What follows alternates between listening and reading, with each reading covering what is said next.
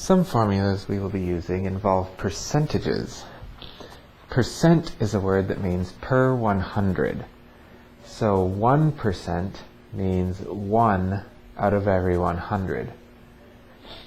In fraction form it means 1 over 100. In decimal form it means 0.01. All of those mean 1/100th. To convert between percent notation and decimal notation, it simply is a matter of dividing by 100, which is the same as moving the decimal point to the left 2 places. See, 1%, the decimal point is here, we move it to the left by 2 places, we have to fill in a 0 in this case, and we get 0.01, no longer a percent. And similarly, if we want to convert back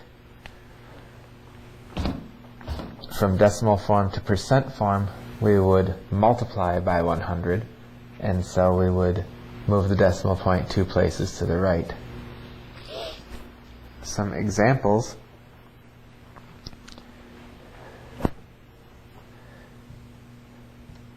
%, we move the decimal point 2 to the left, and so that is the same as 0.05 as a decimal.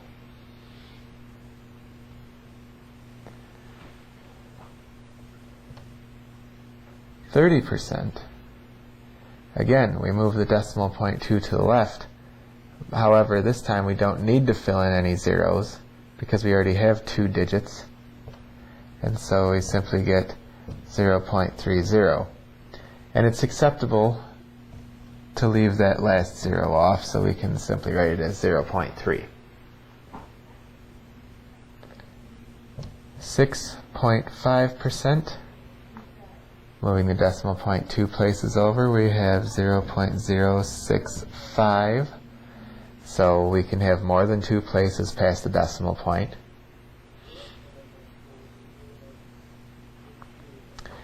And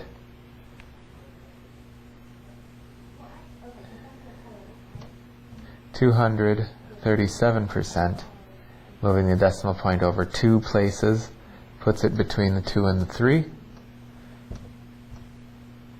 We have 2.37.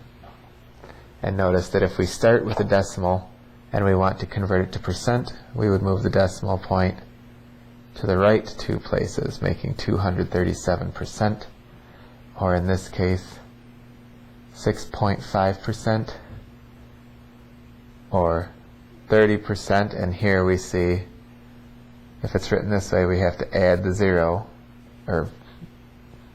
so we get 30% and 5%. One formula that makes use of percent is the simple interest formula. Simple interest formula says that the simple interest earned from an investment is equal to the product of the principal or initial investment amount, the annual percentage rate written as a decimal, and the time in years. As an example, how much interest will be earned if $1,200 is invested for 10 years at a 3% annual interest rate?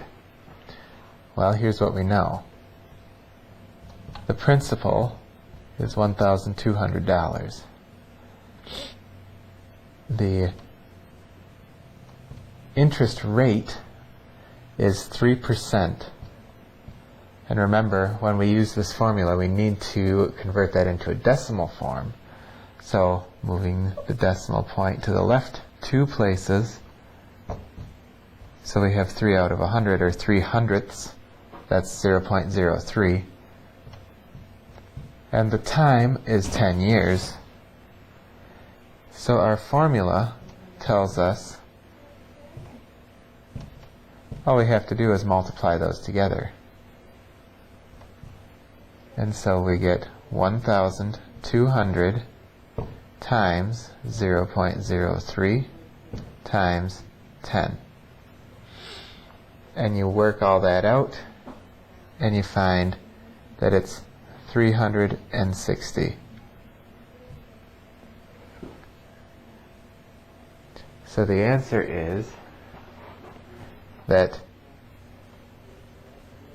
$360 of interest will be earned.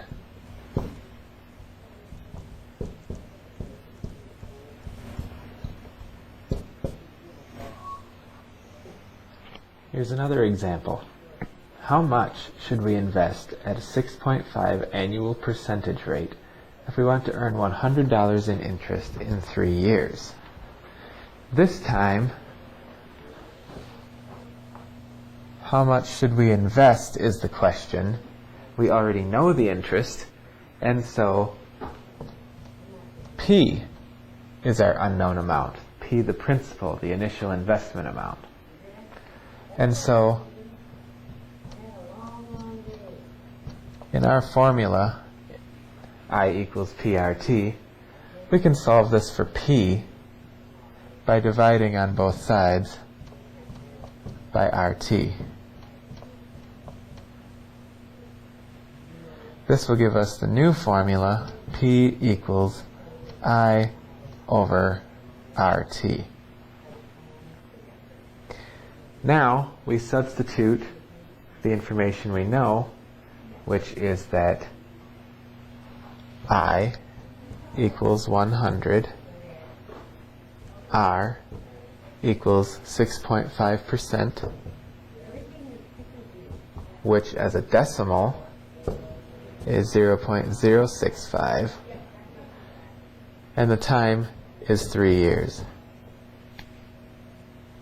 So using this formula, we get the principal is 100 divided by 0.065 times 3. Okay? And if you work this out, we have P is equal to 100 over 0.195. And doing that division, we get approximately $512.82. Okay?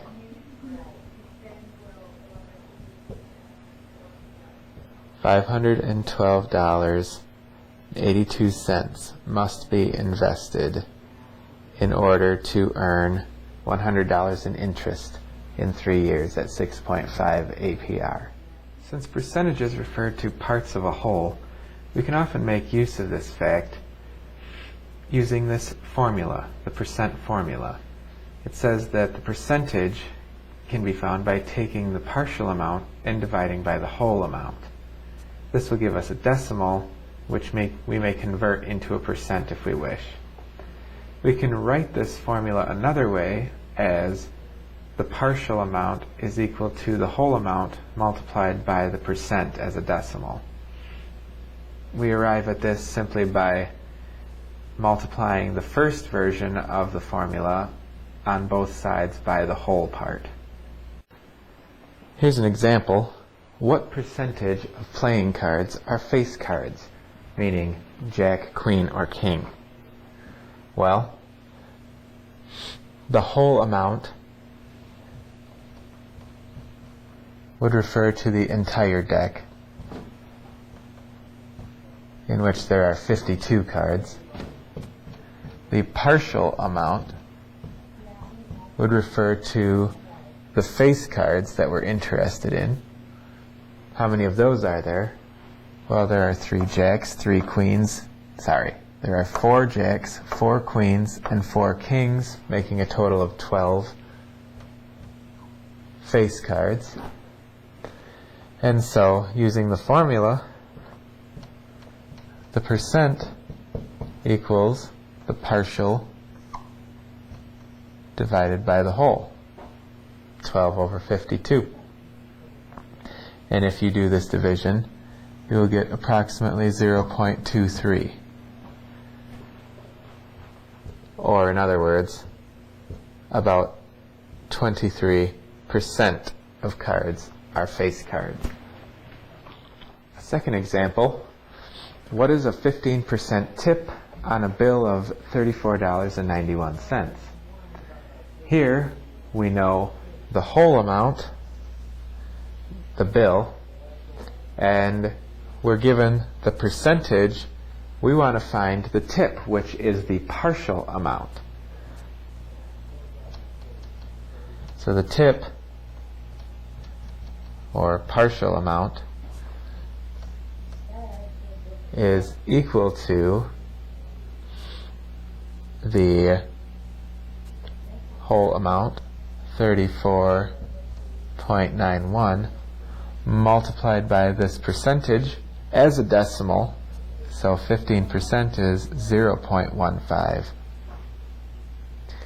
And so if you do this calculation, you'll find that it comes out to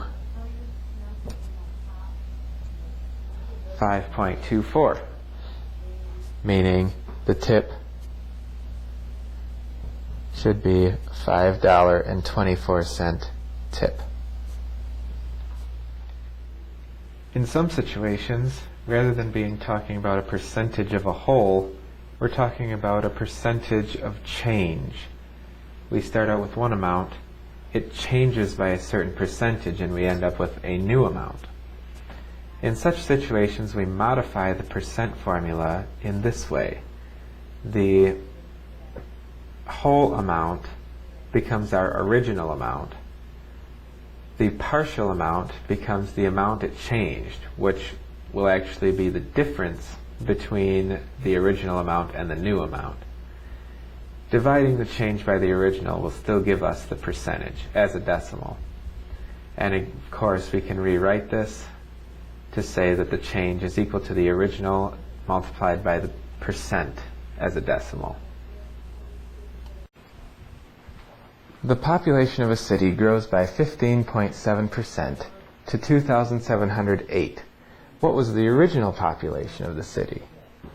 In our formula, we have the change, the original amount, and the percentage.